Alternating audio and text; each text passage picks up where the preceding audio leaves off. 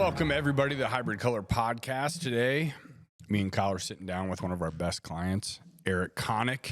I mean, let's start with friend, bro. Like, why are you going client? You guys are homies long Fair enough, before fair that, enough, so fair let's enough, just fair go enough. straight to what it really is about. We knew each other long ago. Long time ago. Yeah. Past lives. Yeah. But that friendship helped us enter into our professional relationship, which has been fantastic, For sure. if you feel the same. You've been a blessing, bro. I swear. I mean, I don't know what to say. In fact, my marketing manager's changing tomorrow. I don't know if you know that or not. I don't know that. I don't even know who your marketing manager is. Vanilla, she's gone. She's leaving? Yeah. No way. I just got the email. She's like, I'm sure you heard, but I'm leaving tomorrow. I'm like, no, didn't hear, but whatever. We got Jesse. I don't know if that's good or bad for me. I don't know either. Well, are they gonna replace her for you, or As of now, I don't know, but tomorrow she's not there, so we'll see what happens. No, we want to kind of talk about the good, bad, and the ugly of the corporate world. Okay. And you obviously work for a Fortune 500 company. Yes. You've been in the car business a very long time Yeah. through tons of brands, lots of, hands changing and different heads of state. And Sure. So how long you been in the car biz? Oh, geez. Let me see. I was shucking mortgages in 07 and decided that wasn't a good idea because I had kids. And I'll tell you what happened. I wasn't even doing that. I was working as a bartender at Red Robin. really? Yeah. And I was making good money, taking double shifts, working 7 days a week. And a gentleman named Troy Jarvis, and he's all beat up because he does these ski things and snow machines and whatever he does. And he's only like 5 foot tall or whatever, but he always limped in on like a Tuesday. And he'd say, kid, if you want to make real money, come sell cars. Well, of course, like every other American, I was like, you're asking me to be a greaseball? I'm not gonna be a greaseball like you, but what would you like to eat, sir? And he tipped me well. He says, I got it. I'll take care of you, whatever. And he would come in, and after 2 years, I decided to go sell mortgages and not listen to him. I thought that would be better, right? The big hit, right? No, that's. And, there was nothing worse than working with a client for 60 days and saying, hey, pull my file. And so then I decided to go try the slope for 2 weeks. And you've met my wife. I'm sure we'll talk about her. She changed my life. I didn't like being away from my family. No knock on anybody on the slope. Got a lot of respect for them. Yeah, Just wasn't for me. for sure. Wasn't a lot of effort up there, I thought, as far as everything was time and materials. I like to go, as you know. So I came back and I decided to get in the car business. And I actually sold cars and met a guy named Jeff Ham who was selling cars. And we did this offsite sale. I'll never forget it. It was in 07, man. I haven't talked about this in a long time. And I guess this was a pivotal point in my career. I met a guy named Jeff. He was, playing the field, doing all that stuff. I know Jeff. Yeah. And single guy, but had all the potential in the world. He could convince you he was a Vietnam helicopter pilot. He was 30 years old. I mean, he wasn't even alive during Vietnam. You know what? So I said, hey, dude, why don't you and me, because I was with Heather and, and I had some stability. I wasn't drinking at the time. And I said, why don't you link up with me? We'll split every deal and we'll just kill everybody. And in May or June, we had an offsite sale, and we sold, I think, 25 cars in a weekend between the two of us. Wow. Yeah, it was insanity. Oh, sorry, it was insanity. So I looked at him the next day, and I said, hey, dude, if I'm in control of this relationship, I think we can do something special. And so for the next, I think, 6 months, we sold cars together. Wound up getting a phone call to make $60 an hour. I was on commission sales, kind of scared, didn't know what I was doing. And I told Troy, I said, hey, Troy, March is coming. So it was like 8 months. I got to go back and work because this is kind of working, but it's not. And I don't trust the business. And he begged me to stay. And I said, no, I can't stay. I'm going for the summer. I'm going to knock down 80 grand. I don't got to worry about it. And Troy looked at me and he did me a favor. He said, look, I'll keep you on the books. You can sell cars on the weekends. I'm like, oh, really? I'll do that. Not one weekend did I show up. And so anyways, I went back after the season and I said, hey, man, I heard you had a bonus check for, he called me. No, Troy called me and said, hey, I have a bonus check for you because I was still on the books in Christmas. Little $1,000 check. I was flat broke, bro. Living paycheck to paycheck. Couldn't provide for my family. Couldn't do anything. And I was scared. You know, you're on commission sales. Every first of the month, you're a reset. You know what I mean? I didn't like it. And so I said, hey, I'll take the check. Can I start tomorrow as long as I don't got to train? And the rest was history. I started selling cars there, and me and Jeff linked back up again, and we just dominated that store for probably 2 years. You guys were like celebrities over there. Oh, yeah. Yeah, for sure. And we, you know, answered every phone call, took care of every customer. I mean, we would sell 70 cars a piece between the two of us. So I got a question. Yeah. Jumping in here. What makes you so good at this? Like, what do you think about selling cars now that you've gone through and reflecting? Like, what about selling cars do you figure out? That's a great question. We talked about that today. I think through my life, I mean, it's so cliche, right? But I think through my life experience and all the crap, and I can cuss, right? Yeah, fuck yeah. Okay, fuck, good. All the shit I've been through in my life, having grown up, having lost my mom, having served my country, having made some mistakes, I didn't like it when people looked at me and thought I was a grease bag or a shit bag or a thief, a liar, and a cheat. That's one thing I say. I'm not a liar, cheat, or a thief. Okay. And I think what I found out was, again, if you're just straight up honest with people, people are smarter and have more information now than they did 20 years ago, 30 years ago. I picked up on that right away. Mm-hmm. You know what I mean by that? For Like, sure. you can't lie. People can feel you lying to Well, they them. can feel sales. Right. In the old way. You know? And everybody's product's good now, right? For sure. You know what I mean? Like, Disingenuous is the word, yeah. whatever. So I learned that if you just treated people right and took care of them, I mean, the sale will come. You know what I mean by that? And maybe like if you like don't try to oversell them because they're gonna buy, they're gonna buy. You know what I mean? Like you just have to lead. Yeah, and people are gonna buy like two things. Like when a customer leaves and they don't buy a car from me, I always ask them, "Did you like Mark?" They always go, "Yeah, Mark was great." I go, "Okay, I just want to make sure you didn't like Mark because you're gonna buy from who you like." Basically, right? For the most part, unless they're just buying the deal. Yeah. So they've got to like you. They've got to trust you. And most importantly, Troy Jarvis, again, customers have to, the most important thing when you're buying a car is you have to like what you're paying for. Does that make sense? Mm-hmm. And so I figured that out long ago. And I think that really helped me because I just treated people fair. I really did. I didn't have to lie to them. And I would tell them, look, man, like we were talking about a little bit earlier, we have these things called value autos, and value autos are 80,000 plus mile cars, and we sell a lot of those, right? And if you buy value autos, we do a stop, steer, and go because we want to take care of the customer. You want to buy, say, a used Buick Enclave, right, for a couple $1,000. We want to try to keep that price point low and not fix everything. But in order to build trust in that with that customer, you have to let them know, hey, this is a value auto. You know, we fixed everything that we could here, the brakes, engine, the car's going to run great, but maybe there's a couple little issues. We'd like to tell you that up front before we sell you the car. Stuff like that, man. Just, I don't know. Transitioning now, because so you're the general manager now Yeah. of Kia, Lithia Kia. Yes. So what point did you transition from, I mean, you still sell, but like now you're managing salespeople. So what was that transition like? That's a long story. At South Anchorage, you became GSM, right? No. You didn't? No. But you just had the GSM chair every day? I did not. Because I always seen you in the room, always in the office. I did not. So here's the deal. I was selling cars, and you know, I had my first child with my wife, and we had a second child coming, and I kind of saw the writing on the wall. I didn't want to be a salesman my whole life. Not to knock salesmen. I just didn't want to do it. And Richard Smith, my general manager at the time, blessed me with an opportunity to get into finance. And I got into finance with another guy. So we had two finance manager, Mark Taddick, and we just kind of worked together. And I let my goals be known. Okay, I let them know that I wanted to be a manager. I wanted to grow my career, and that's why I was with this company.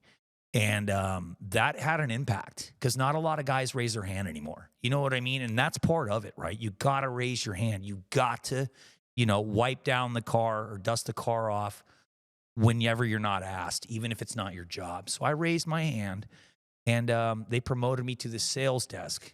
I was blessed enough to work with a gentleman named Steve Allen, God rest his soul, Kevin Lewis, who was a great sales manager, Richard Smith, and Troy Jarvis had moved to the Dodge store, so he was no longer there. And they trained me how to be a sales manager. And I was very lucky because my GM was an axeman for 10 years for our company. We would buy stores, and he would fix broken stores. He was never home. The guy, I think, lost his family. I didn't want to do that, right? Yeah. You know what I'm saying? Success. He sacrificed. There's a cost, and you don't want it. There's certain. Never. And I tell my employees that to this day. I say, and we might get into that later, but I say this: I will never be the general manager where you work for me and say you had to miss your kid's soccer game. We can get by. We can get by with 2 of us if I have to. I could run my store for a day with 3 people if I had to. It might not be pretty. But if you need to go, you need to go. Yeah. There's certain some things stuff that are important. we have to miss. Yeah. So it was important to me to be around my children when they were growing up. I didn't want to go to the slope. And so I was there. And then, when did she pass away? My mom passed away. And so what happened was I got all squirrely. And she left me a little bit of cash, not a lot. And I decided to start my own dealership out in Wasilla. So I quit Lithia. I walked away. My boss was not happy. Yeah, he said I should have called him. I didn't really know my boss that well. And I made a decision to go start my own dealership. So I went out there, and my best friend at the time, JJ Lynn, who, he showed up to help me remodel the office, which was no bigger than this desk. I mean, my dealership was as big as the building. You know what I mean? I had 15 cars. And JJ shows up to help me remodel. That fucker never left. He was a blessing, man. And we sold cars, and we had fun. And about a year into it, my boss, who changed my life, who's just a great human being, Brian Osterhout. He's probably changed more lives in the car business than anybody. You can Google him. He's special. He's probably a multimillionaire. He's humble. He called me up and said, "Hey, I'm going to be up in Alaska. I'd like to talk to you." Well, I had an idea of what it was about. And I was, there's owning your own company, as you know, Kyle, it's great, but it's not easy. Especially, think about it. I'm getting most of my cars from Anchorage. I had a girl hit a moose in Moose Pass under the table, totaled the car. There was just little things building up. You wake up, you got $100,000 in your bank. Next day, you're negative 100, right? That's feast or famine sometimes. Feast or famine, right? And so Brian calls me up. Never forget it. John Kerry was in town. It was at the brew house, police everywhere, whatever. It was, I don't know what the heck it was, but he asked me. He says, "Hey, I want to make you a interim general manager at Lithia Kia because I got a guy leaving. And he's going to pupil you for a year." Well, I went back home and I went and talked to Heather, and I said, "Hey, I think this is my shot. I've never been a GSM. I've never built a team. I've never done anything." But the one thing he asked me, "What do you think the hardest thing about owning your own store was?" And I told him flat out, it was titling cars and getting the paperwork right. That's the hard part. The behind the scenes stuff that make this building tick, right? That make this podcast go down. Everybody thinks like a restaurant, right? We were talking about it today. Restaurants are great examples of the hardest business in the country to run. Facts. You do more from 7 a.m. or 6 a.m. to 11 before the doors open than any other business in the world. Literally, if you don't get your lettuce, food prepped and all that, you don't open for business. People forget that. The cooks are there at 5, 6 in the morning. They don't get there at noon. Yeah. You know what I mean? No, I get it. And so I felt like it was time for me to make a jump. So I jumped over to Kia, and me and another general manager are there, but I'm a rookie, right? And there's an old school guy, and I love him to death, and he's the reason why I got the job. His name's Richard Mast. I'd jump in front of a train for that guy. I know he told Brian, take a flyer on Eric, because let me tell you something right now. Troy, I hope you listen to this. I know you told Brian not to hire me. They did. They said, bro, do not hire that dude. He's a firecracker, a bottle rocket. He's never been a GSM. He don't know what he's doing. You're going to give him a $10-20 million store and trust him? Don't do it. Yeah. So the over-under on me making it was fucking a week. You know, they thought I'd be fired in a week, bro. I love seeing these people. And we might, you know, I'll tell you what motivates me later, but it ain't my family. And you can laugh at that now, but it's not. It's proving these fuckers wrong, right? Because every one of those fuckers that bet against me, you can hear it in my voice and see it in my eyes. I wake up every morning and thank them for that. So he took a flyer on me, and I got there, and me and the new GM kind of butted heads, and next thing you know, and it had nothing to do with it. Brian said the other guy's out of there because he had another store to take over. So I had 30 fucking days of training, and then I was on my own. That was it. Wow. I was done. And immediately, I started trying to be somebody I wasn't. Immediately. And this is where I learned, and I think that's maybe what it was with sales, right? With sales, I was just being who I was. I was a good young man that was raised right by a good family that had good values, and that's why I sold cars. But when I took over as a GM, I didn't do that, right? I was still good, but I would look at the numbers, listen to the noise, kind of act like Troy. Well, secretly, what Troy failed to teach me was he built the best team. He had the best people, right? And I hadn't done that yet. You know what I mean? So I lost $150,000 my first month. I'm thinking of and let me tell you, I was hiding under the desk, bro. I'll never forget a phone call from Brian Osterhout, like 20 days in the month. He's like, what the fuck are you doing? And I'm like, I'm trying to be like Troy. He's like, I didn't fucking hire Troy. I hired you. You know how to sell cars. Start fucking selling them. And ever since then, I just locked in and did it. And that's what it was. It was really nerve-wracking because you got to understand something. I never owned shit in my life. And now you're on a $20 million store. You've got 45 employees. People that depend on you and shit. Oh, shit, man. That's a lot of shit to go home with. Yeah, and I just wanted everybody to make it. And I'm sitting there looking at all the numbers, thinking I could outwork them. And so I was literally working, I'll never forget it, 6 days a week, 12 hours a day. I'd get there at 6 o'clock in the morning, and my boss said, you're done doing that. And I said, what do you mean? I'm working. He said, no, you're not. You're showing up at 6, you're exhausted, you're not producing. I'd rather have you there for 5 fucking hours producing, doing all your stuff, than being there for 12 acting like you're working. And honestly, I grinded myself out of it. And, you know, it's touching because the other day I asked my staff, it gets me emotional, dude. I forgot. So I've been there for 7 years now, right? I forgot. So I asked him, I said, hey, how many of you were with me in the beginning? I got 45 guys now and ladies. You know how many people raised their hand?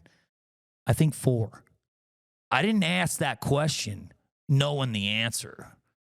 I asked that question assuming they were all with me in the beginning, right? We built that fucking team. We built this team, and that is a general manager.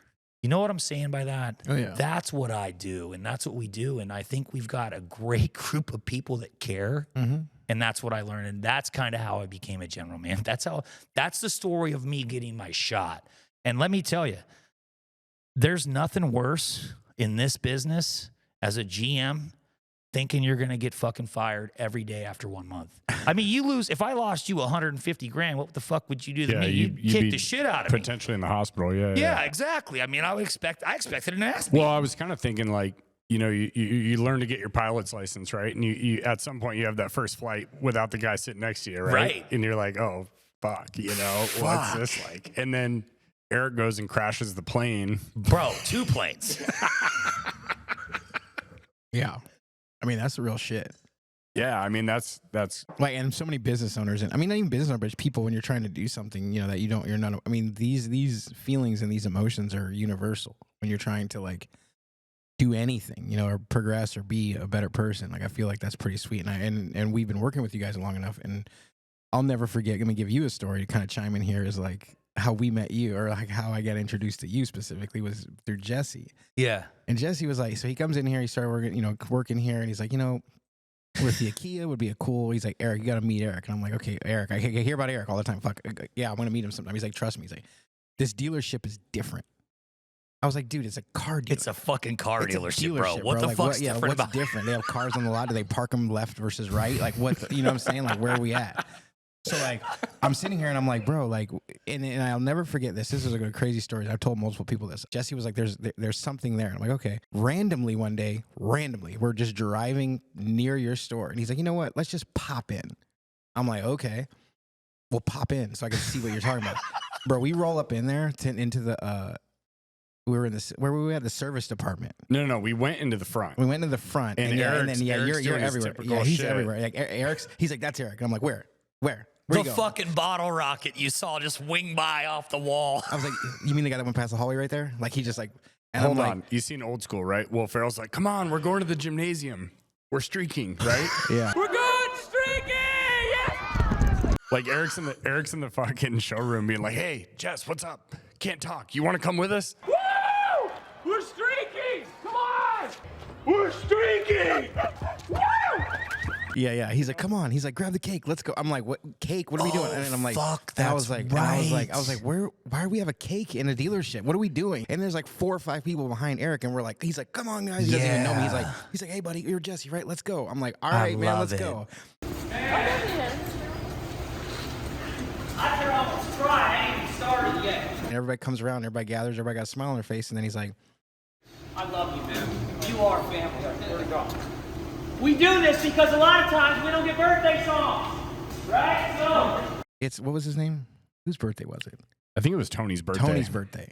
Oh, fuck, It was man. Tony's And I know birthday. you and Tony have a long history. Fucking gives me emotional, man.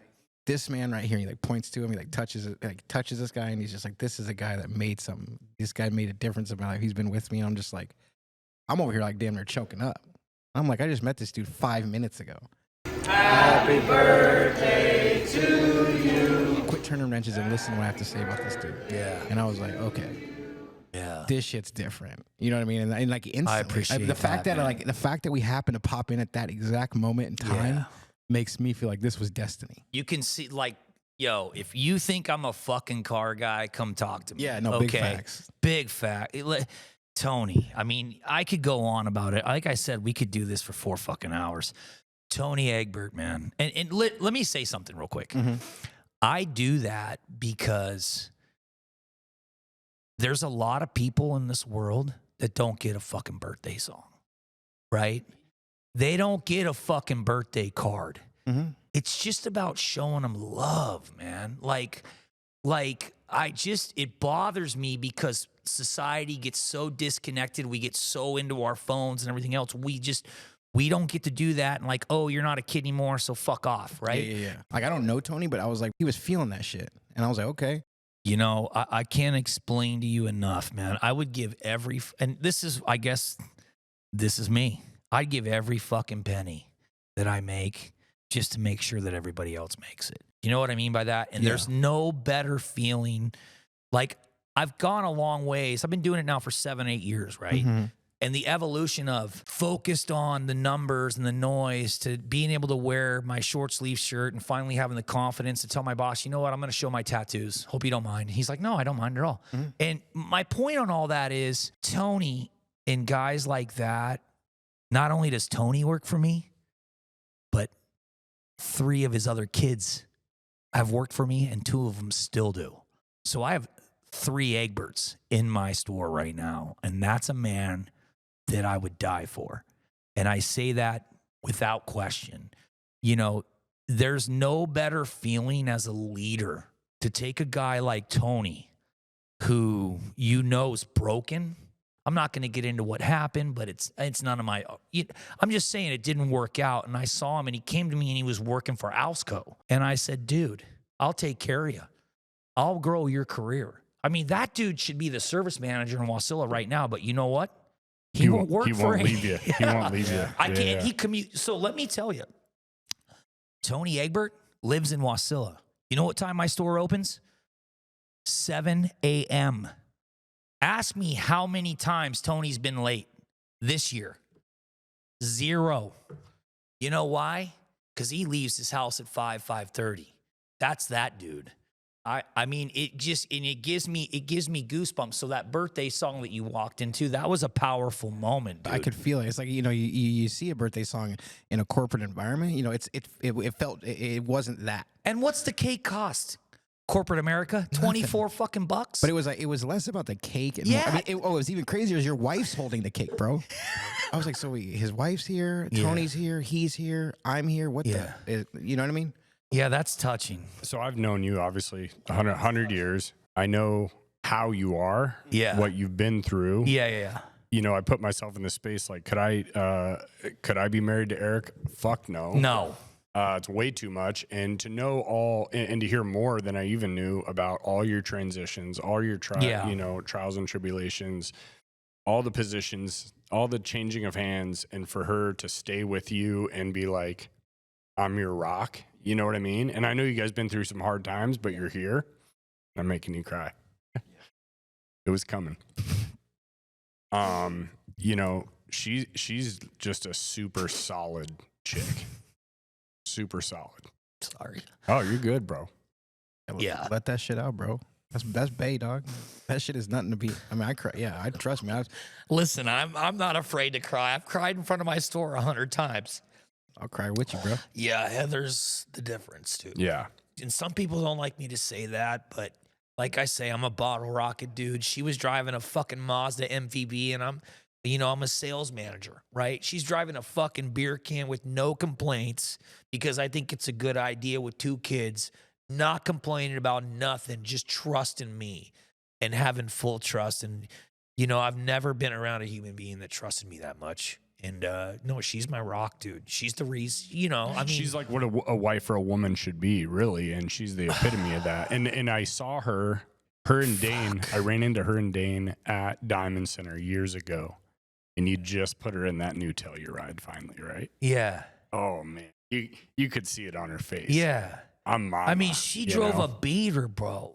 I mean, we were, like I said, even though I was making okay money, I wasn't making the greatest decisions. And Heather, I don't want to get into it too much, but she definitely is the reason I'm here. I mean, not all of it, but she's the biggest piece to the puzzle, and I wish, and I told my kids this, man, my daughter who's in college now, and she's got her first boyfriend, and my son, I mean, you don't get to pick your partner, but you have a say in it. Do you know what I'm saying by that? And I just got blindly lucky. I'll tell you, I met Heather. I was waiting at Red Robin. We're Red Robin love. Whoop whoop Red Robin, right? There was a lot of love going around there, let me tell you. Fuck. Shared a honey mustard chicken sandwich. Shit. That's your boy.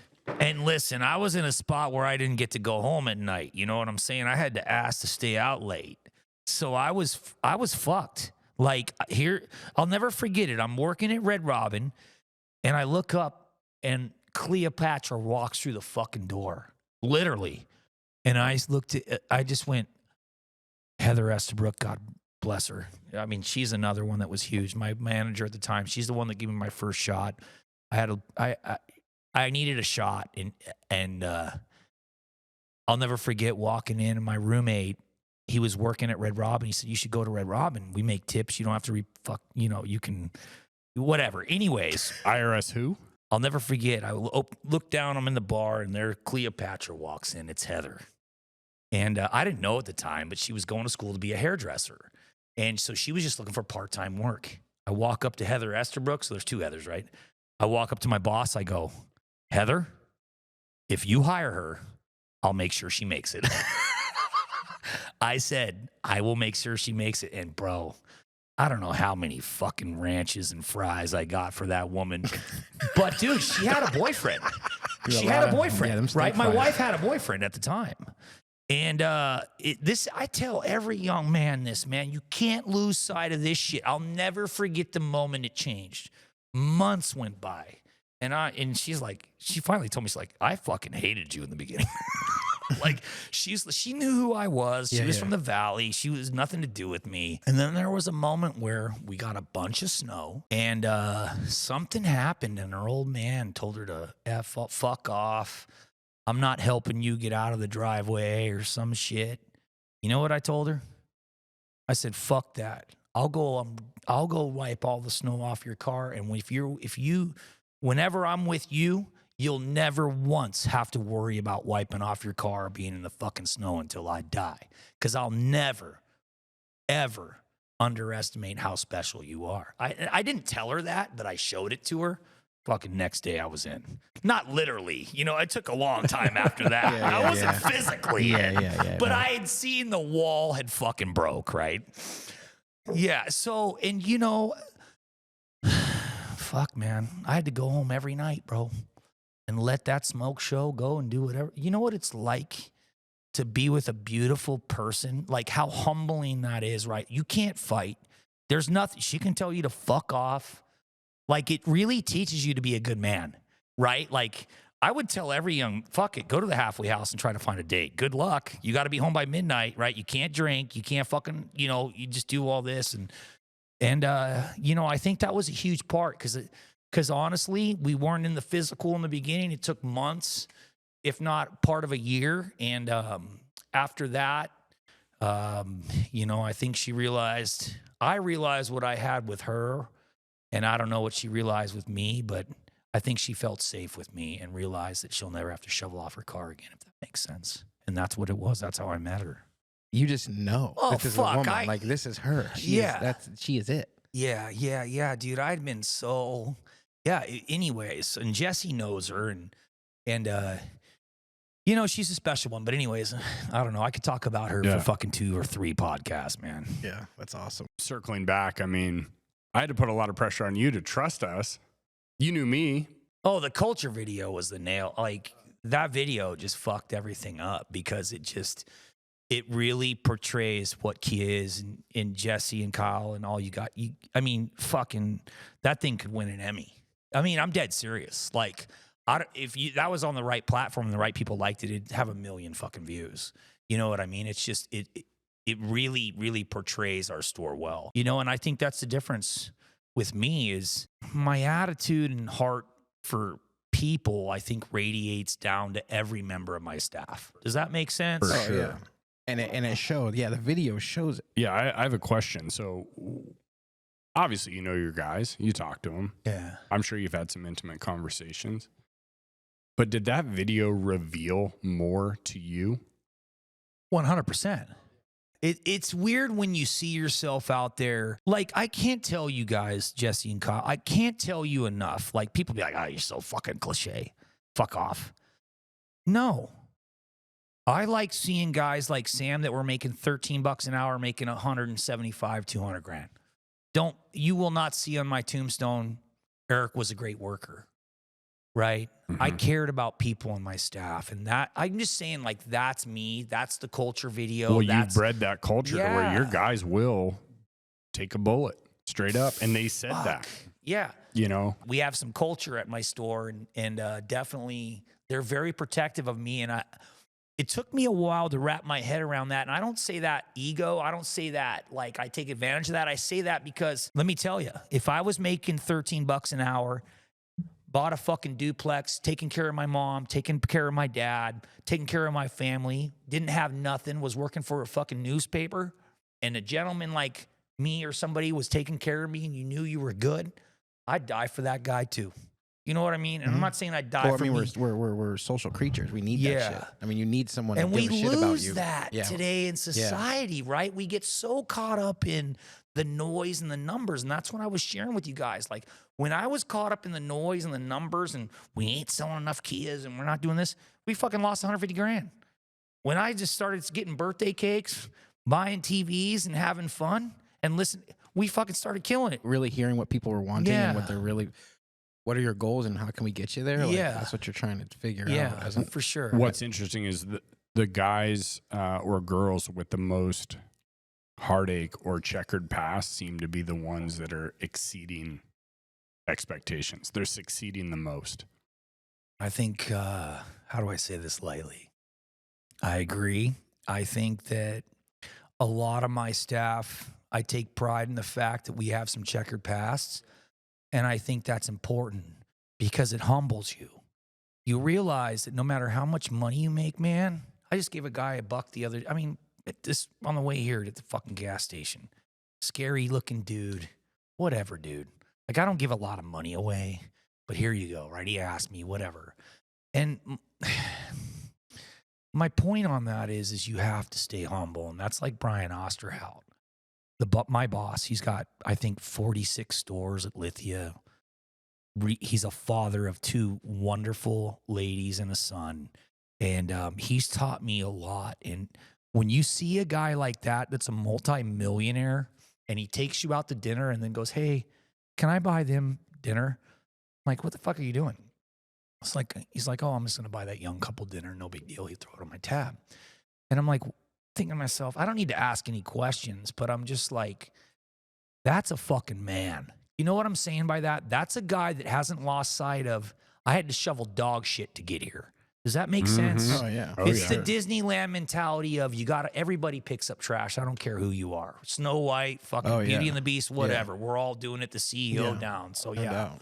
And Disney talks about that. They fucking fight over picking up trash. Yeah, dude, like, absolutely. I got to this trash first, bro. And we lose sight of that when you walk into my showroom and the car ain't fucking dusted, right? Mm-hmm. And I got 3 guys on Facebook. It still happens every now and then. You go, what the fuck? Like, dust the car off and the synergy and the energy will come. You know what I mean? Mm-hmm. So. Absolutely. We were just in Fairbanks, as you know. Yeah. Thank you so much for that. Oh, fucking Spencer. You saved my career. We're going to take you out to dinner. So thankful. We're going to take you out to dinner soon. We appreciate that big time. Anyway, we're up there, and Spencer's funny. He gives me a list, right? These are all the people that we're highlighting. He gives me a description on each and every one of them, which is great from a producer standpoint. Like, I'm like, thank you for the intel. Yeah, but you don't need it. You can tell in 1 second, right? Yeah. But he's got this girl on there. He's like, I already know. I need to talk to this chick. Yeah. And I was like, all right. That was me. She's got a checkered past. Yeah. But the girl's got a lot of potential, and she's crushing so far. So we started interviewing her. And I saw it. I know you saw it. I got to tell the viewers the story. Yeah, that's true. You know, you can't know it. I know. Anyways, go ahead. Yeah.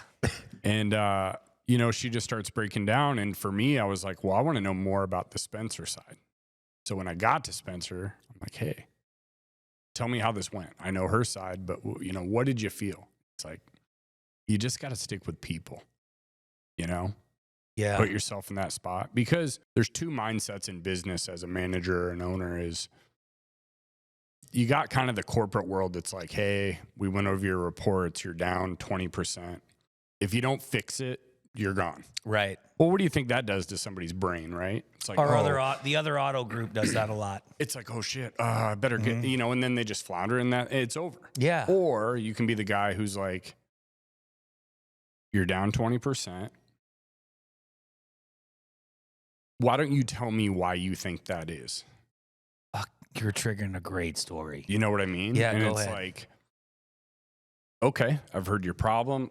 That makes sense. Let's find a way out of the woods. You know what I mean? Yeah.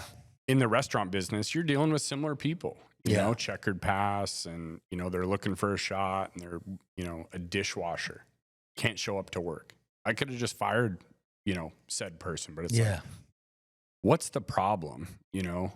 Why is it this way? And 9 times out of 10, you'll have somebody that they'll just start fucking breaking down. Yeah. Because they're going through some shit. Yeah. And you can show them some empathy and some compassion. But after that's done, you both feel better. And then you start breeding that culture of, this person will go to bat for me from now on. Bro. So when I talk about taking the bullet, right? Your guys, like, that's what you got to do. 2 things. We don't hide nothing in my store. I mean, if you fucking tell me I got 8 people loving on you, right? I mean that. And I don't mean any disrespect by that. But, and I'll use a man or a woman. And this hasn't happened lately, but just say you've been married for 10 years and your wife left you and you work for me. If I know that and you're okay with that, my whole fucking store knows that. Do you know why? Because your manhood doesn't have to hide it, because that's what kills you. Yeah. You know what I'm saying? Yeah, like honestly, dude. Like, or your womanhood or whatever you want to call it if you're a lady. I hate that shit. I want to help you dig out of it. My life hasn't been perfect. I don't need to get into it, but I've been under the fucking desk thinking I'm going to lose my wife, my job, my family, everything. It was the darkest time in my life, right? It was really dark. And I went through that as a general manager. So not only do I have my and it was nothing major, but it's all noise in my head. Oh, yeah. And I share that. Like, I really, really, really try as a leader to teach my team that it's okay. It's okay to fucking hurt. In today's society, it's like if you're a man and you show any chink in your armor, you're a pussy. Yeah. You know, the toughest guy I ever met was J.J. Lynn. He'll kick all our asses at one. I swear to God. You know what he does? He cries to me anytime I want. You call him right now, I'll start fucking crying. He's emotional like all of us. He's never kicked anybody's ass smaller than him. He's never asked, if you want to get beat up, he'll ask you twice. You sure? No, I'm serious. But my point is he taught me. He taught me that it's okay. It's okay to throw that out there sometimes if you're okay with it. I would never you know what I mean? Mm-hmm. If she's nailing your best friend or something and you don't want anybody to know about it, I get it. But if you're going through some shit, let me tell you, I do that weekly in our store. And for me, I'll tell you, I got a new boss. So I have a new Brian Osterhout now, a great one. Guy's name's Austin Saylor. He's just like me. Met him today. I fucking love this dude. Bro, he's a good one. He cares about people. He cares about me. He cares about my team, right? So sometimes Eric Connick needs, I don't get a lot of, it's going to be okay. Okay. So not to cut you off, I'm 2 minutes late to the meeting. And I've been talking to you pretty actively for the last few weeks. Yeah. And I feel a lot of pressure, doing your marketing, right? Yeah. And you're just like, dude, shit's fucking bad. I've been in the business X amount of years. This is the worst month I've ever had. Shit's fucking hitting the fan. So I'm like, all right, got to go to this meeting. I'm going to walk in. I open the door. You look at me and you're like, sit down. Come in. And I'm like, oh.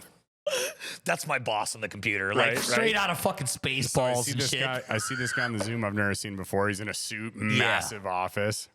And I'm coming in on the tail end of the conversation, so I don't know. I'm like 2 minutes. Good, I'm like, usually I'm there. Yeah, you know me. I'm on time. No. Let me cut in here, bro. This dude, shows up to that same meeting 3 weeks earlier to a blank ass canvas in the conference room. Find Eric in some random corner talking about, oh, you didn't get my email, bro? I canceled that shit. Right. And so what's funny about that, Kyle? Is I told Denise, my new office manager, who's great, I said, listen, here's the deal. If I say there's no fucking meeting, there's a fucking meeting. Because my biggest weakness, I fucking hate meetings. Yeah. So bless her heart, dude. You know what she's done every week since? She literally, I'm so proud of her, bro. She's my new OM, or business manager. She came in 2 weeks ago. She says, is there a meeting? I said, fuck no. About 30 minutes later, I walk in the conference room. Guess what she's doing? Hosting a meeting. Hosting a fucking meeting. And I went, Denise, that's what I need right there. So anyways, Austin, I call Austin. Let me finish my story. I walk in. I'm thinking shit's hitting the fan. I've been hearing from Eric shit's bad. I sit down, tail end of this conversation. The guy goes, so yeah, Eric, I just really want to compliment you on your team. You guys are fucking crushing it and just blah, blah, blah. And I'm like, why am I here? I got it. Bro. So that's what's funny. That's what I was going to tell you, bro. This will go fucking viral. I don't give a shit. I got 2 kids and a wife. My family don't motivate me, right? I'm being honest. For me, what motivates me is inside. I didn't have to have Heather. I didn't have to have my kids. They help.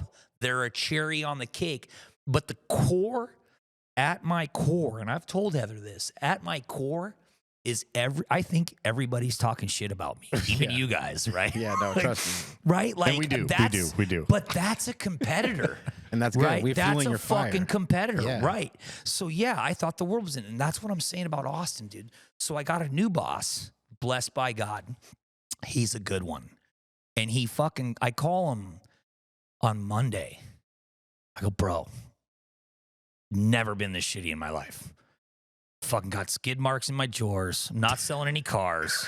My fucking wife, I don't know what the fuck's going on. My kids. Anyway, no, I'm just kidding. Actually, I'm not. But so I'm lifting heavy weight here, right? So I go, dude, is it me or what the fuck? And he goes, Eric, what are you doing? Are you listening to noise? He's like, bro, I believe in you. You have the best fucking team. You're my guy. And fuck it. Rates are what they are. The world is what it is. It's snowing on every fucking dealership in Anchorage, not just yours. And everybody's bar is the same. Just eliminate the noise. You built the fucking team. I believe in you. I know I don't care. I care about this month, but I just care that you know that you have the best team and eliminate the noise, and I'm proud of you. And you know, I don't want to get all cliche. I mean, my mom left my dad when I was 0. Maybe there's something about that, right? Hearing a man say, I'm proud of you, right? To be honest, dude. And when he said that to me on Monday, it changed my whole fucking world. And that's what I guess what I've learned in the car business. It's the greatest business to attitude is fucking everything in life. I don't care how ugly you are, how fucking stupid you are. If you believe in yourself and you have a good attitude, like the world synergizes and good shit fucking happens. I got a guy that says, I'm the most unlucky person on the planet. I go, yeah, you'll have VD in a week. Like, you're the fuck. Like, you're going to catch everything. Like, you suck. Like, don't ever say that. I tell him, don't fucking say that, dude. You're going to catch all the bad shit. Start saying good things. So anyways, Austin, my new boss, tells me that. It freed me, bro. And you saw it today. We were fucking rocking. And it's like you get so wrapped up in all this noise and all this bullshit and interest rates and the snow and there's no inventory and it's December and everybody's shopping for Christmas and nobody's got fucking money. Eliminate the noise and do it. And Austin did that for me. And I can't tell you, Jesse and Kyle, what that did for me as a GM. Because as a general manager and a husband and a father, you don't hear that much, right? Yeah, no, Who fucking tells you, Kyle and Jesse, like, I'm proud of you? When was the last time you had somebody that you respected and was your leader said that? When was the last time somebody said that? Last night.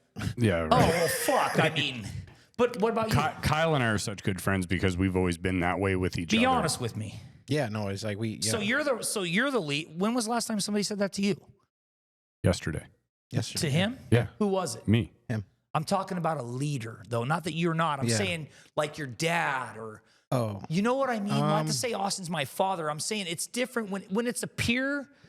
It matters, but I'm saying to have that come from Lithia corporate. Yeah. Right? Corporate world, we're for sure. fucking 180 people. And for him to give me the autonomy to go out and do that shit and trust me, bro, I don't got to ask to do nothing. My point on that is Lithia believes in me. So it's given me a lot of confidence. And to hear that from him was special. So it's rare. So anyways, it helped me. So yeah, I think the world doesn't have a whole lot of that going on, especially man to man. Yeah. You know what I mean? I think one thing, so I will actually expand upon that because I totally hear what you're saying. And actually it's interesting to hear you talk about it because I do think that actually I get that. And what I do is I foster that because I create relationships with our clients where we can have these dialogues. So clients, to me, if you're in this business, to me, the client is the boss to me. right. Like, so when I have a client come in here and they're like, what you've done with the space and how you let us use it and what you created for us and all these, like, you know, the reason we do this stuff is because we get to hear the feedback loop from our clients. And we create some really safe spaces to have some really serious conversations with our clients. Right. And the more I do this, the more I'm realizing that that's what it's about. So like I'm opening these doors and really cutting down all the barriers with our clients. And if you ask any of our current clients, it's different. I mean, you right here, look at this. Look what we're doing right here. Yeah. Like this is the type of stuff we act like this with all of our clients. Yeah. Some people are like, oh, that's cool. You guys are doing a podcast and you guys are showing how you are on a podcast. No, bro, these cameras are off. We talk just like this.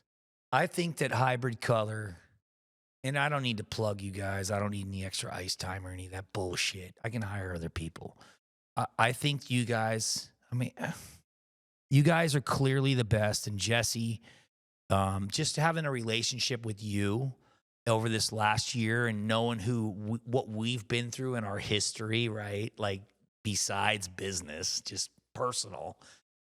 You've definitely created an energy in our store and a confidence with our company where I think that the sky's the limit, right? Like we could do these once every quarter. I mean, I wish Abe and all them, and we'll get into a little bit of the culture at my store, hopefully here in a minute, but there's some special motherfuckers in my store. You know bro. what your store has, bro? Vulnerability. Oh, all your dude. guys at your store. I remember watching. So touch point for that culture piece. I wasn't involved with it, but when I saw it, I was like, man, these guys are being so vulnerable. Like Dylan crying it and takes shit. it takes forever. Fuck. It usually takes a long time to get there. Call that guy a pussy. I dare you. He'll beat the shit out of you too. That's what I'm saying. Like I feel like we're gonna get beat the up. most emotional people. I think the emotional guys that I hire and ladies I hire are just, I love it. They're special. I love it. And I want somebody to be emotional. I want you to cry. we I just want you got to a show me ton what of you're about. culture. You know what I mean? Like, It's super cool for me. What? Nothing. You roll your eyes? No. No, he loves it. I just Yeah. love it. I love man. it. I just It's- I want man, that. It makes me smile. I came from an industry that was not this industry. Business, yes, but not film and marketing and, Right. and that stuff. But I'm a people person. I was shocked when I saw. Yeah, I was shocked. Yeah, but you were kind of doing this shit when you did we don't need to talk about the fashion show or any of that shit. But anyways, you were doing it earlier. I've been in the space and I used to contract for other agencies and stuff like that. But business has a baseline, right? Yeah. If you're good in business, you're pretty malleable in other spaces. But I would see how Kyle would like talk to clients. And my initial thoughts like, whoa, Fuck yeah. like chill, Yeah. you know? But he's like, So you rubbed off. No, that's good. I think you guys are a good yin and a yang, right? So what I was getting at is like, I came into this space as like the new guy, right? My experience wasn't his experience. But now I can talk to clients, high level clients, like I talk to you. Yeah, and my whole staff like today, and we respect that. And some people think I'm brash, and some people think I, You know. am a little aggressive, which, okay. But those same clients that I'll have those uncomfortable conversations with will come back and Yeah, be I like, get it. Jesse's like. It was a joke, guys. It was a good one. It was a good one. I didn't hear it, which is why. But in that meeting today, you opened up the floor to me. Yeah. And I talked a lot. Yeah. And it's interesting to be the marketing guy that we contract, feeling like I have this, power to talk. But the difference is I care so deeply about your success and your store's success. And this to me is like a team thing. Yeah. That those things that irk me that I talk to you about, and sometimes I'll tell you and you just, you're off doing 20 other things. Yeah, he's got I'm 100 things on his mind. I get it. Eric, I'm gonna talk to your guys. I'm gonna sort this out. Bro, you know I what feel I mean? yes. And even if somebody can do that, the fact that like Eric probably appreciates that as a contractor, even that we can do that. Because did your other marketing agency do that? Fuck no. And here's the thing. I don't need to knock them, but I think everybody in my building respects the fuck out of anybody that walks through Hybrid Color because the job you've done. Like, I don't need to say it to my staff. When you walk in and say, hey, stand here and cluck like a chicken, I'll bet you most of my guys would do it and go, fuck. For sure, and that's earned. No, I and you promise guys that's earn earned. that, That right? shit does not happen. And I know that. And people don't Fuck get no. it. Trey, Sam, they can go on their own. And Yeah. the second they get there, it's like, okay, the hybrid's here. We're on point. We respect the shit out of you. And I think even today with Jesse, I really appreciated you being there because you were giving us that perspective from, you know our playbook, but you're not there for the dirty meetings. You know what I mean? Where I'm talking about like the fucking basics, the bullshit, and that matter. And to hear your feedback was important, especially today for sure. Sam and Rich, I have a real good connection with. And towards the end of me speaking, I'm looking around the room while I'm talking, and those guys are like, fuck yeah, like I'm with it. You know what I mean? And that feels good, and that's empowering to me to have such a heavy impact on your guys in the business, right? As a outside marketing contractor. You know what I mean? Well, and the thing is you guys have earned that trust. And, you know, not a lot of people can come into my store, especially with those individuals, right? Mm-hmm. Like what they've been through and that culture. Well, they'll call your bullshit in a heartbeat, Oh, bro. The fuck, second you walk through that door, you look at them so different. I've had way, to like, pull this the fool's- gangster out. It took years, bro. Yeah, no, and I like those It type, took I like years. that type of Me mentality. too. I really enjoy it because I feel like mean, I don't want to hide behind some bullshit. You know what I'm saying? no. If you're this, let me know. For you to break that down, and like I said, you could literally tell Sam to bark like a chick or cluck like a chicken. He'd do it. He'd trust you. You know what I mean? And that's a good job, Jesse. That's a good job on you guys for doing that. I appreciate the compliment. You know, even with Lithia as a Fortune 500 company, they have their contracts. They obviously work. They have a way of doing things, right? And we compliment you because you were like, this is my store. I do what the fuck I want. I'll bring in who I want, right? And then we made that piece, and it made waves. Yeah.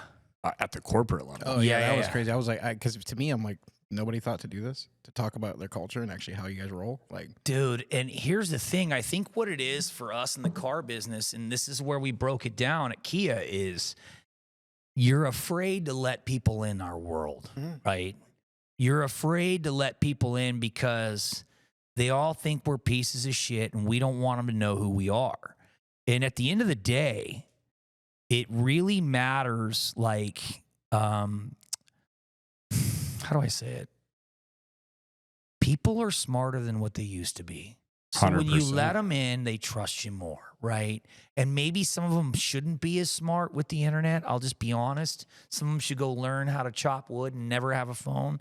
But that we can't do that no more. So people pick up on like who we are. And I'll tell you right now, you can walk into another Lithia store. It ain't fucking like mine. no, yeah, true. There yeah, ain't facts. one Well, store like mine. I've So had Lithia Honda. There ain't I mean, yeah. one fucking store. To that No, point, it's different. Kendall, and I'm not knocking them. I'm just telling you, I don't think there's another store in the country like ours. I mean, sorry to cut you off, Jesse, but like dealerships don't you're starting from negative. I don't want to go to a dealership and buy a vehicle, bro. But I just went and bought a Kia from you because I love what your store offers. And I actually brought my wife there because I was like, babe, I don't care. We had a fucking 2020, dude. I had a brand new fucking vehicle. Yeah. And I was like, I don't want this vehicle because I don't want the package that comes with the other dealership. I want to come to Kia because I know I want you'll be taken care of. You know, it's before it was constantly like Janae called me. He's like, I'm at the dealership and they're saying this and they're saying that and they can't do that. And I'm like, dude, I don't want to have to come there. And then she goes to Kia and she's like, it's seamless.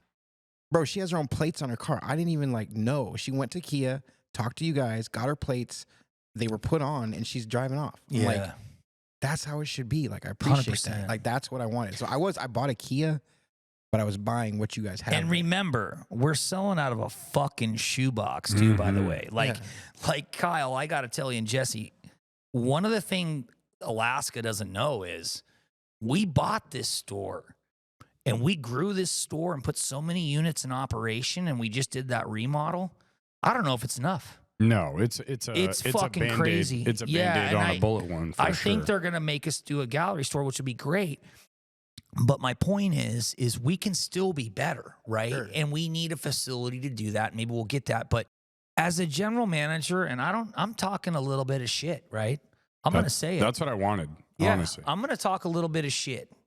If you looked at me or I looked at my child and I said, you've been here for 3 years, did you build your team, yes or no? If you hadn't built your team yet, that's on you, bro. That's what I would tell Dane. That's what I would tell Kenzie. That's what I would tell my wife. And I think that's why I love the game of hockey, because it's about fucking accountability, right? And I think what happens is we get into this, especially through COVID. I mean, we got to touch on that a little bit, right? Like, that was not even the fucking car business. Imagine this. Like, I mean, I just got to touch on this. If you were a young man or a young woman and it was 2020, we didn't have any cars.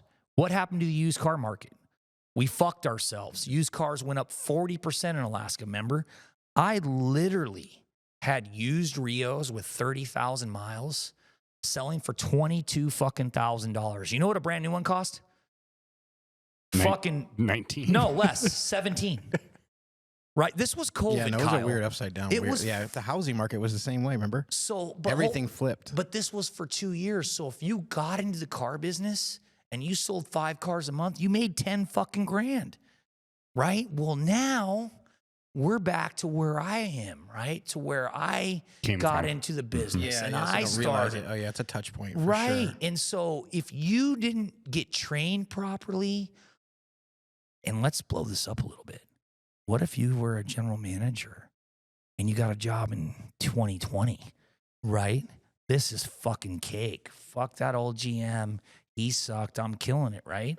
Well, guess what, son? 2023, 2024. 2023, 2024 is here. And did you build your fucking team or not? And here's the deal. We may not be killing everybody today, but I can promise every other general manager out there, I got the best team. And I'll say that live on the fucking air. That means we got to get up. We got to out shovel everybody. We got to work. We got to be better because everybody else is still sitting on the fucking fat cow. And I got news for you. They're dying. And you know what it represents, Kyle? It represents your wife walking into another store going, it's okay because we can't get to you. Yeah, it was weird. I was It's fucked up, man. I was like, they're like, well, they were like, I'll call you back. We got a recall. And I'm like, they never called back. Ever. No. It never, phone never rang. I was like, It's fucked up, man. I was like, this is strange. And so, Because if I did that shit as a business owner, guess what? I'm going out of business at some point. bro, and so one of the things that I'll tell Best Buy in 1 second. One of the things that changed me was a Saturday like 6 months ago. I always tell everybody, what's the hardest job in sales? Right in fucking service. If somebody's coming into service, they're pissed. They don't want to fucking be there. They're spending money. They don't, I mean, think about it, right? Like Discretionary income. Yeah, right. Like you don't want to be in my service department. You're fucked if you do. You're either spending money or you got something broken, right? Facts. Right. And so it's the hardest job in the store. I'd never wrote it. And I remember at Red Robin, when you got trained, you know what you had to do? I had to go fucking cook for 4 months. Before I became a man, or like maybe it was 4 weeks. It seemed like 4 months. I don't fucking know. Whatever it was. But you're back there flipping burgers and you think you should be making money at the front of the house. But what it taught me, it put me in Rodolfo's world. Put me in Cosme's world. It put me in fucking Deontay's world. It put me in their world when it's 95 fucking degrees back there, 7:30 at night, there's 25 burgers coming, and you got 6 fucking servers yelling at you. Get the fuck out of here. I'm cooking. You know what I mean? And it really gave me their perspective. So a few months ago, not by design, I was in there and me and this guy, I love the guy to death. He was ex-military guy, just fucking talked too much. And he was at the front of my store, and I love him to death. And I would still go out drinking with him today because I never get mad at anybody when they leave, right? And he goes, I'm in there, and it's a Saturday. And I remember the day before, I just go, fuck it, I'm going to sit in service on Saturday with so-and-so. And I called this lady. She was coming from Fairbanks, and I set it up to where she had to fly down. I had to get her a rental. Everything was covered. She was going to go back to Fairbanks. We blew her off. We totally fucked the whole deal up. So I was kind of getting involved in service now. I'm like, fuck, we got shit fucked up. And I had to be a fucking service writer for a month. I sat in there for Tony Egbert, for fucking AJ, and Hannah. I didn't have to do that, right? I looked at it as an opportunity to go, you know what? Now my hand's forced. And I don't know how to do it, but I'm going to do it with a smile. I'm going to learn it. And I'm going to help these fucking guys be better. In that month, my service department was fixed. I left. Kind of broken again. But I'm not saying because I'm good. I'm saying because I just have all the experience. So my point is, I fucking learned, right? And I got in the fight and I learned how to do it. It was the best thing I ever fucking did. And so you have to get in there and shovel shit to learn. You know what I'm saying by that? In the restaurant, you have people not showing up. Right. You're washing dishes as the owner. And so you're making food. You're doing all this stuff. And know what we did? the back of house people got sick and tired of the servers, Oh yeah. They're nice and clean. They're not pitted out. They're, still looking fresh end of the night, and they're walking out with $500 cash. And it's like, money's falling out of their pocket. Yeah. And the fucking cooks are looking at them and the wanting to punch dishwashers them. are like, what the fuck? Yeah. Like, disgusting, smelly. Like, they got to stay late and clean. It's just a nightmare. We implemented a policy where we took all the front of house tips, and based on how much you work, we divvied it up to the back house. And I just said, hey, look, you can't do your job without the kitchen. And culture changed. Wasn't even an issue. Was not one server that complained in the back of because house. they fucking know. Yeah, they know what's up. Bro. They know. Oh my God. Yeah. They're like, man, should I tip the fucking guy washing dishes $5 or not? Nah, fuck them. I'm going to take it all. All my That's servers, what we do. Yeah. All my servers are driving Mercedes, and all my, back of house staff are fucking walking. dishwasher's late because he's hitchhiking and catching the bus, right? Yeah. Yeah, But fuck that. it made my life easy after, because I didn't have to worry about calling people in. They were like, I'm there. I'm back of house and I'm making tips. Killing it. Like, people know if you fucking care or not, right? And I cannot tell you guys, I can't tell the public how many tires, batteries, fucking tows, whatever I've done, because people like Kyle and his wife have came in, bought cars, or you even bought cars, and then 2 weeks later, see, my battery's dead. 95% of the other general managers would tell that customer to go fuck themselves. I'm just telling you, it happens. We don't do that. And I'll end it with this. There's one quick story. If somebody is on my lot, and this won't happen now because I got the fucking best cameras and cops come in like 2 seconds, but I'll never forget, somebody lost their stereo, right? We had a military guy lost his stereo. I fucking bought him a new one. Do you know whose responsibility that is if you drop your car at my lot technically and somebody rips you off? It's on you. Yeah, it's on your the insurance. signs even say it. Like, Walmart ain't buying you a fucking stereo. Yeah. If you go to Walmart and shop, or Best Buy, or if you think you walk into Walmart and go, hey, I was here fucking filling up a shopping cart and bought $200 in groceries and somebody ripped off my stereo, you think they're buying you a fucking stereo? They're saying call your insurance and get your own stereo. I bought the guy a stereo. I wouldn't hesitate to do that ever, right? Another store didn't buy the guy a stereo, right? This is years ago, and I'm not knocking them. The fucking news got involved. Guy was in the military, fucking all this shit. And I'm like thinking to myself, why the fuck would you not just buy the kid a stereo for $1,000? You know what I mean? And end it. And so, I don't know, man. I feel like if you treat people like you want to be treated, even though the rules may not be the fucking rules, at the end of the day, we're going to make more money than anybody. We're going to sell more cars than anybody. And we got the best team. So who the fuck cares? Does that make sense? And we're going to have the most fun. And have the most sure fun. as fuck looks like you guys are having fun over there. When I walk in that dealership every time, people are having fun. Well, that's one of our core values, for sure. Earn customers for life, improve constantly, have fun, and take personal ownership. That's what we live by. They hang on my wall. Sweet. All right, Eric. Well, thank you for coming on the podcast. We appreciate your time. Fuck, I felt like we were just getting started. I told you I could be here till 10. I'd love to talk all night. Oh, but man, I could let's, do this every day.